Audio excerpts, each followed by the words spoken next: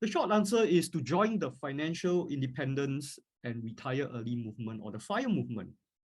And this is a very simple game that I've learned how to play when I was in my mid-20s, when I just started work.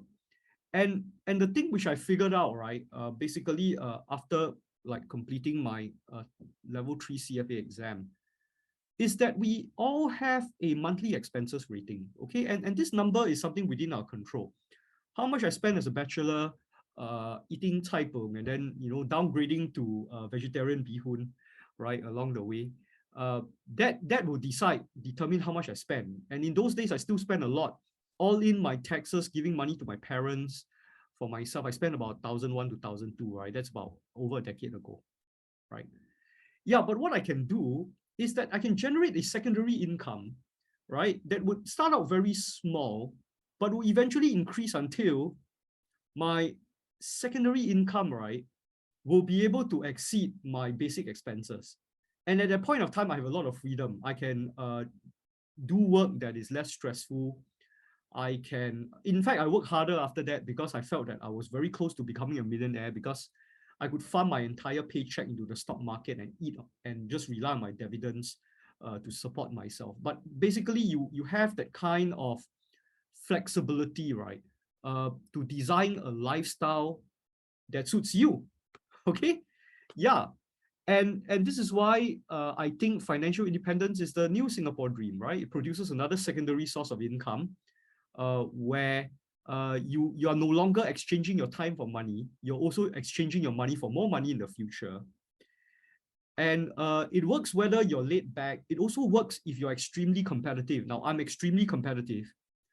And one thing I realized is that if I go to the workplace and I have colleagues who are all fighting to get, for example, an A grade. So in a private sector, an A grade, you have to perform at the top 10% and you get a higher increment, right? The increment may be 2 to 3% above a B grade, okay?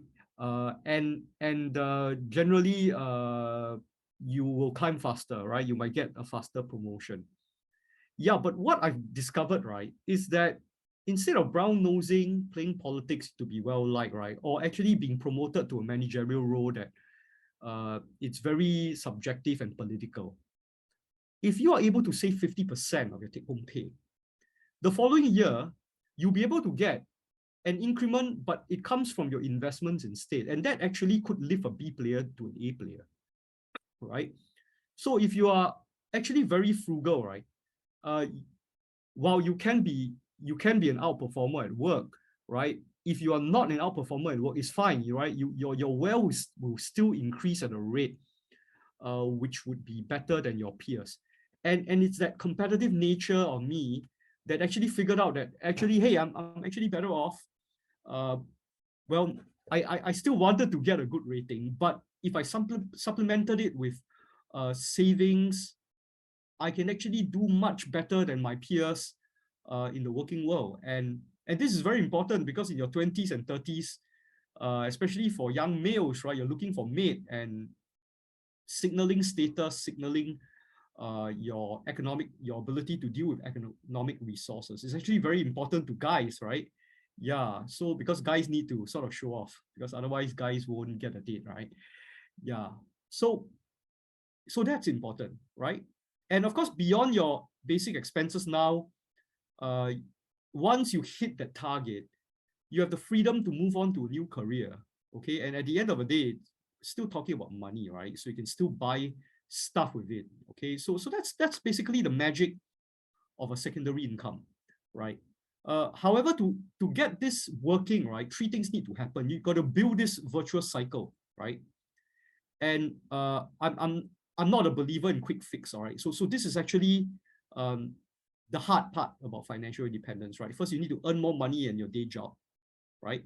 So once you start in this movement, you got to find a way to work harder, right? Not lie flat. You have to be more engaged at work so that you can earn more and you can save more money, right? And then after that, with your savings, you can invest it better. And all these three needs to happen at the same time. So typically you earn money from a job, you save 50 to 70 over a long time, you invest it in a financial portfolio, and you do this until you can live on 4% of your portfolio every year. That's a safe rate of withdrawal, right? The magic 4% I've been talking about. So the best way to think about this game is that you just need to build your annual expenses divided by 4%, or mathematically equivalent, your annual expenses multiplied by 25, or my personal favorite, right? Your monthly expenses multiplied by 300. So if you need $2,000 a month, you need $600,000, and that's the amount of money you need to break out from the rat race, right? So once you get the target up and running, all you need to do, right, is to find a way to accumulate this $600,000. And then there are several ways for you to make it faster. If you want to get there faster, then one way is obviously to increase your savings and save more money, which was easy to do because I don't really have a life beyond like certification exams in my 20s. The other thing you can do is you reduce your expenses. If you reduce your expenses, the 600,000 might become like $580,000. And so by doing both at the same time, right, you can gradually like speed up your process of reaching crossover point. Yeah, the whole point is to suffer a little bit over the short term, right? So that once you receive this crossover point, you have the freedom to then decide what you want to do with your life. And I think that's something which I think a lot of people want, right? Yeah, and so that leaves the third element of our discussion, right? We got like earning more, saving more money. Then what about investing, right? We've spoken about how difficult is it for financial institutions to be able to help you in this very aggressive journey. Then what about DIY investing, right? And of course, the answer is it depends. It depends on how well you invest. And to illustrate that, I will start by just going through some typical strategies that you can employ to slowly improve your investment numbers, right? So you can buy the STI ETF, the Straits Times Index Exchange Traded Fund. This gives you access to 3 banks, 7 real estate investment trusts, as well as a hodgepodge of firms like Genting Highlands, Emperador, the latest edition, okay, as well as some developers, right? UOL and City Development. All right, so these are Temasek companies. They're very uncontroversial. They're blue chip stocks. All right. Now, if you were to actually buy this ETF, all right, one code ES3 for the past 10 years, your results are not going to be particularly fantastic. All right. So on the 2nd of August 2022, your performance is about 3%. Okay, 3%. Your volatility is 12.7%. 17 years to reach your retirement target. All right. So which means that if you are going to buy one ETF and think that that's a ticket to early retirement, then maybe you should listen to your financial advisor. Okay. Yeah. So that's basically what it is. Right. Now, what can we do to improve the performance? Right. Yeah. So with a little bit of study and research, you find that actually the ETF is capitalization weighted. There's structurally a problem with this ETF because a lot of money is put into banks. So when banks do well, when DBS, OCBC, and UOB do well, your ETF will do well, right? But when the banks are flat and they don't do so well, because banks are already very big, right? It's very hard for them to grow because they're already very big companies. And they're facing a lot of digital disruption, right? So you're basically this week, you're looking at all these new trust bank, GXC kind of banks, right? Yeah. So with this bias towards higher market cap stocks, one way of improving your performance is to increase the diversification, right? By buying each stock separately. So you have $300,000, you buy $10,000 of every stock in the Straits Times Index. You can find this on today's copy of the Business Times, right? If you're able to do this, let's see what happens to your performance, right? From 3%, it jumps up to 5.4%. And so that's basically what you can do to sort of do better in life, right? You just simply do an equal weighted kind of portfolio instead of a market cap weighted kind of arrangement. All right. So on 2nd of August, you can improve your performance by a pretty nice 2% if you were to buy the current components of the STI. All right. All right. So that's how you can improve your performance, but that's obviously not enough, right? We're still buying everything, right? Every single blue chip in Singapore. So one way where we can sort of have our cake and eat it too, that means we don't buy all 30 counters, we buy 15 counters. And at the same time, we focus on building a secondary source of income, right? In other words, we look for stocks that give a higher dividend yield, okay? And why do we want to invest in dividends? Because dividends in Singapore, they're given out tax-free. So there's a single tier of corporate taxation. Then when the money comes into your bank account, is not taxed as your personal income tax, all right? So it's very advantageous to invest in Singapore companies, right? If you were to invest in the US, you'll be paying 30% withholding tax, all right? So it's always eminently a best place to invest is to basically come to Singapore. Dividend stocks are also extremely forgiving for beginners. They preserve more value in a downturn, and they do better than ordinary equities in a secular bear period. Now, what does it mean? That means when the economy is not doing well, that is when dividend strategies shine, right? When economies have been doing well because of low interest rates for the past 10 years, you find that the people that invested in the UK, in the US, and in China tech stocks, they did very well, and they basically spent the last 10 years laughing at Singapore dividends investors, right? But suddenly things have changed, right? With interest rates now at a high, right? The dividend counters have done very well, and STI is actually positive, right? Year to date, like compared to these tech indices. Okay, so this is actually a very forgiving kind of approach suited for beginners. And the beauty about dividends investing is the dividends come in typically when you see a bubble next to the stock, and it says come dividend, right? And what will happen is that on the X date, anytime you own the stock before the X date, right, like 20th of October or before, you'll be entitled to the dividend on payment date, all right? And the dividends these days, they come in at around 7 p.m. at night. The money will just appear on your bank account, right? If you set up your CDP properly, okay, you'll be able to see money just appear, all right? And actually, I've been getting dividends every day, right, for the past this week, okay? Yeah, because the banks and then the hospitality REITs and all that have been giving money for the past 5 days, all right? Yeah, and so how do we get things started, right? The trick is to find a way after this talk to get $100 a month, $100 a month of dividends, all right, every month. Okay, yeah, but of course, because stocks don't pay every calendar month, you're likely to get $300 every quarter, which would probably just average out to 100 every month. Okay, yeah. So if you are able to do this, then and you find a strategy that gives you a 5% dividend every month, then you find that you will need 100 multiplied by 12 divided by 5%, or $24,000 to get your $100 a month.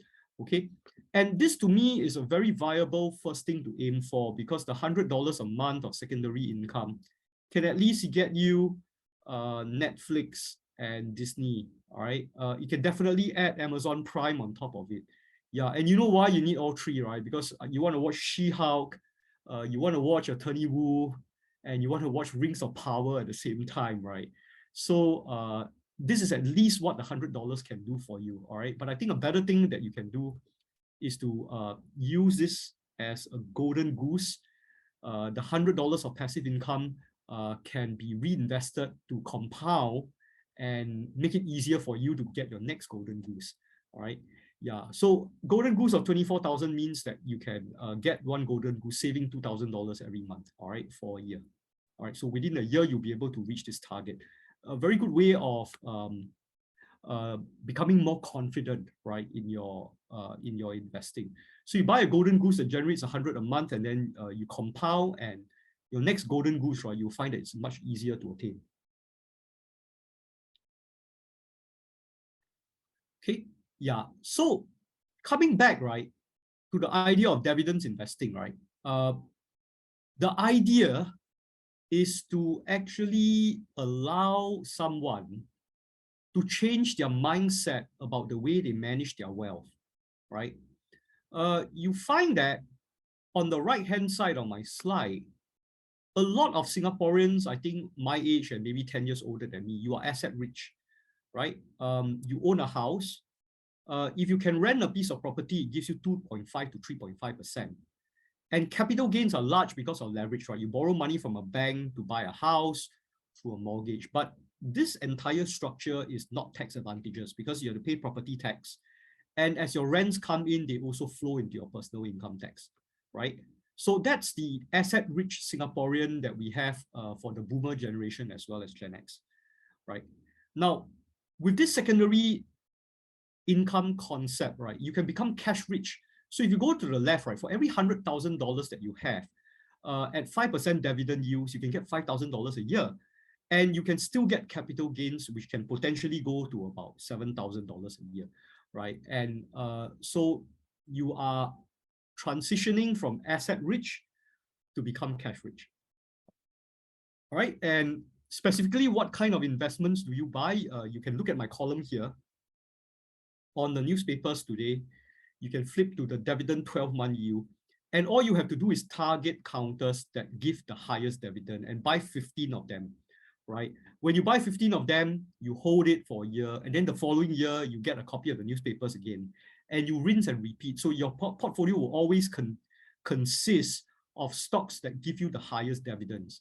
If you've done that for the past 10 years, your investment would improve to about 8.5%, all right? So imagine, right, from a humble 3%, right, using ETFs, we move to an 8.5% strategy, right? And that would require 13 years of effort in order to reach early retirement, right? Yeah, so this is a very much improved kind of strategy. And it's almost basically where it's as good as it gets, all right, for a retail investor, okay? Right, now, for the folks that want a more sophisticated strategy, right, computer software that I will talk about later because I covered it in my program, can actually choose more factors rather than dividends investing. So for example, sophisticated strategies can include picking low PE ratios, picking high net profit margins, high dividend yield, and a high momentum. And when you combine these factors together, you can basically push a strategy, even in a boring market like Singapore, to about double-digit kind of returns, okay? But why do you want to do this? The reason why you want to do multiple factor selection is different parts of the market cycle, right, would bias a certain factor, right? So right now, we are actually clearly in a downturn kind of situation. And you see that the dividend strategy, the low volatility strategy, they tend to work very well. And it works well in Singapore, right? This will go on for a while, likely until 2023. Now, thereafter, very likely the markets will stage a recovery. And when it stages a recovery, right, the dividend portfolio may underperform slightly compared to small cap stocks and stocks with a very high beta. That means very volatile kind of counters, right?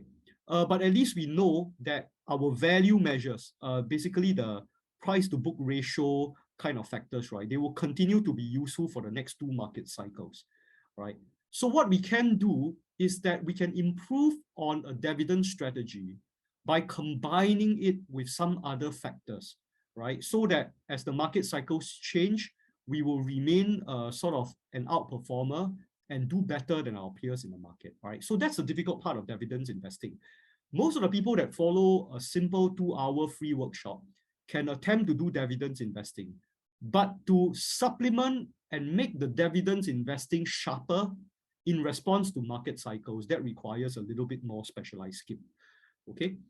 All right, so if you shortlist the 8 lowest STI stocks and you pick dividends, PE ratios, high profit margin, and high momentum, right, you can